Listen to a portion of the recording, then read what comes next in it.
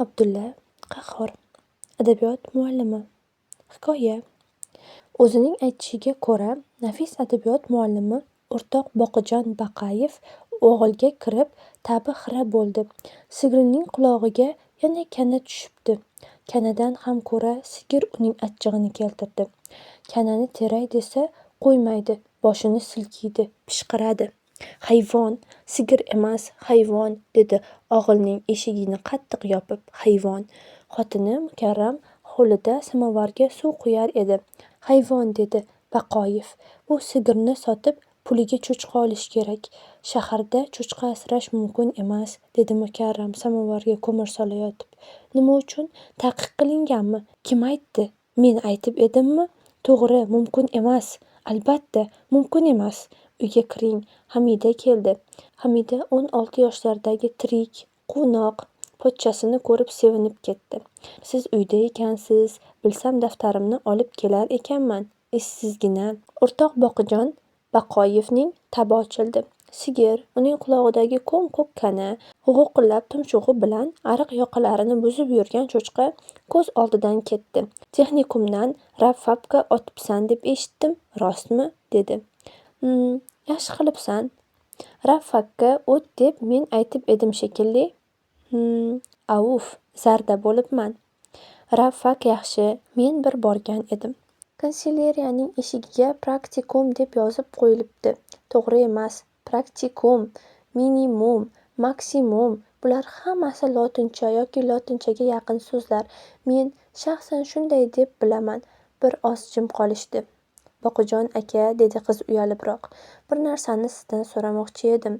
Biz sinfda Chexovning uyqu istagini o'qidik. Go'dakni o'ldirgan qizni sud qilmoqchimiz. Da'vogar go'dakning onasi Rahima bo'ladi. Qoralovchi Sharifjon, sudyalar ham bo'ladi. Men qizni oqlab, butun gunohni uning xo'jayiniga, yosh qizni bu qadar berahm ekspluatatsiya qilgan kishiga qo'ymoqchiman. Mana shu. Shuni yozdim. Shu to'g'rida sizning fikringizni bilmoqchiman. Chexov shunday demoqchi emasmi? O'rtoq Baqoyev o'ylab turib so'radi. Nafis adabiyot darsini sizlarga kim beradi? Hakimov? Ahmoq odam. O'z ustida ishlamaydi. Savol alomati hamma vaqt m-dan keyin qo'yiladi desam kuladi. Gap bunda ham emas. Mukarram samovar ko'tarib kirdi. Hamida irg'ib turib samovarni opasining qo'lidan oldi va stolga qo'ydi. U homilador xotinga samovar ko'tartirib qarab o'tirgan pochchasidan o'pkalamoqchi edi, biroq uyaldi, indamadi.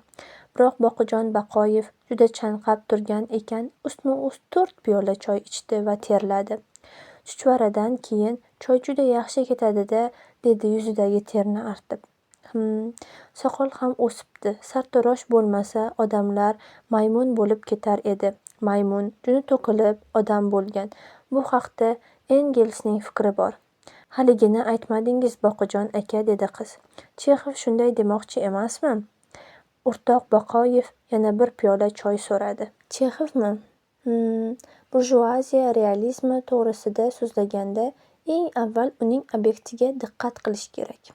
Burjuaziya realistlari tushungan, ular aks ettirgan obyektiv voqelikni anglash lozim bo'ladi.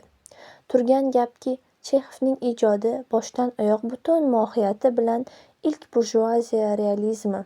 Ya'ni, Mukarram, tovuqqa moyak qo'ydingmi? Qo'yish kerak, bo'lmasa daydi bo'lib ketadi. Tavba, tovuqdan ahmoq jonivor yo'q. Moyak qo'ysang tug'adi. Nima uchun moyak qo'ysang tug'adi? Xo'roz nima uchun saharda qichqiradi? Ajoyib psixologiya. Biologiya o'qiysizlarmi? Hamida biologiyadan nimalar o'qiganini, bu o'qish yilida yana nimalar o'tilajagini so'zlab berdi va o'zining oqlash nutqida fiziologik asoslar ham ko'rsatish niyati bor ekanini aytib, yana so'zni Chexov ustiga burdi. Dedi Baqoyev. Chexov to'g'risida o'zimning fikrim bor. Boshqalar nima desa desin, har holda uning dunyoga qarashi Pushkin va Lermotovlarning dunyoga qarashidan farq qiladi. Bir davr, bir sinf, bir mamlakat yozuvchilari bo'lishlariga qaramasdan mutlaqo farq qiladi. Chexov Pushkin bilan bir davrda yashagan emas-ku, dedi Mukarram. Bizning kutubxonada uning Maksim Gorkiy bilan oldirgan surati bor. Chexov 1904-yilda o'lgan bo'lsa kerak. O'rtoq Baqoyev biroz o'ng'aysizlandi. Sizlar qaysi Chexov to'g'risida gapirayotibsizlar? Choydan qo'y, bu Chexov haqidami? To'g'ri, bu 1904-yilning birinchi yarmidami, ikkinchi yarmidami o'lgan. Boshqa ro'molcha ber. Bundan piyoz hidi kelyapti. Men ana u Chexov, ilk burjuaziya realizmining namoyandasi bo'lgan Chexov haqida so'zlayotibman. Uyqu istagi qaysi Chexovniki, dedi Hamida. Hech shubhasiz, bu Chexovniki. Bu asar birinchi marta Savremennik jurnalida bosilgan. Shundan keyin o'rtoq Boqijon Baqoyev uzundan uzoq so'zlab ketdi. Uning nima to'g'rida so'zlayotganini Hamida bilmas edi. Deterding degan allaqanday mashhur tanqidchi Sheling degan yozuvchiga sen dastyorga zor bo'lguncha o'g'ling dastyor bo'ladi, deb xat yozgan. Marks Dobrolyubovni Mering bilan bir qatorga qo'ygan. Stending degan allaqanday bir dramaturg ular chog'ida Demping degan bir tanqidchiga agar butun jonivorlarni Xudo yaratgan bo'lsa, men uning zavqiga qoyil emasman, echkemar ham jonivor bo'ldimi, degan. Hamidaning boshi og'irlashib ketdi. 2 marta sekin og'zini ochmasdan esnadi. Hamida mezbonlar bilan xayrlashib ko'chaga chiqqanda qorong'u tushgan edi. Uyqu istagi to'g'risida pochchasidan hech qanday fikr ololmadi.